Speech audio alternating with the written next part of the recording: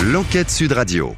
7h17, vous allez peut-être vous reconnaître. Un quart des Français ne se brossent pas assez les dents et près de 40% vont chez le dentiste moins d'une fois par an. Oui, c'est aujourd'hui la journée mondiale de la santé bucco-dentaire. C'est donc pour cela qu'on en parle. Mieux vaut apprendre à prendre soin de ses dents et le plus tôt sera le mieux, car une mauvaise hygiène peut avoir des conséquences dévastatrices. C'est ce que l'on va entendre. Bonjour Marjorie Péjac. Bonjour Dimitri, bonjour à tous. Vous vous êtes rendu dans un cabinet dentaire où vous avez rencontré une patiente qui, pendant longtemps, a négligé ses dents et elle le regrette amèrement. Alors cette patiente, c'est Danielle, 65 ans. Si elle affiche aujourd'hui un sourire éclatant, eh bien ce n'était pas le cas il y a 30 ans. J'avais honte de ma dentition. C'était pas des dents. Le mot dentiste, je l'ai connu, je devais avoir une vingtaine d'années. Je ne connaissais même pas le mot de la brosse à dents. J'avais beaucoup de caries. Il a fallu enlever des dents, bien sûr. Elles étaient très abîmées, très douloureuses. Résultat, Danielle a subi de multiples opérations avec notamment l'installation de prothèses, un véritable gouffre financier. Il y avait tellement de soins à faire dans ma bouche,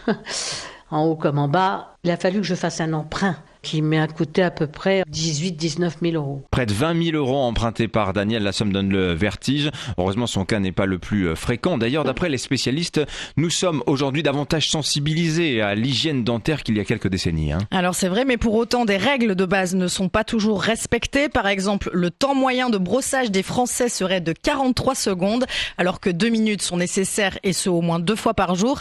Christine Orsen, dentiste depuis 37 ans, précise aussi qu'un contrôle annuel est important. Il ne faut pas attendre d'avoir mal pour aller chez le dentiste. Le pire ennemi du patient, c'est la dent qui ne fait pas mal, mais qui se détériore. La bouche, c'est la porte d'entrée de l'organisme. Toute l'alimentation, l'air, passe par la bouche. Quelqu'un qui n'a plus de dents ou qui a très peu de dents dans sa bouche, c'est une infirmité au sens propre du terme, comme quelqu'un qui a perdu 4 doigts d'une main. Il a un degré de handicap. Un handicap qui peut être aussi dur à porter psychologiquement. Danielle, notre patiente, sait bien de quoi elle parle. J'ai vécu jusqu'à l'âge de 46 ans avec une impression intérieure d'être mutilée de la bouche.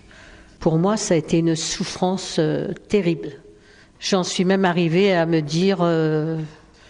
Je veux plus vivre. Alors psychologiquement, aujourd'hui, Danielle va mieux, mais sa mauvaise santé bucco-dentaire aurait pu avoir des conséquences catastrophiques sur d'autres organes. C'est d'ailleurs un aspect que 63% des Français ignorent, mais il y a une corrélation entre santé dentaire et santé générale.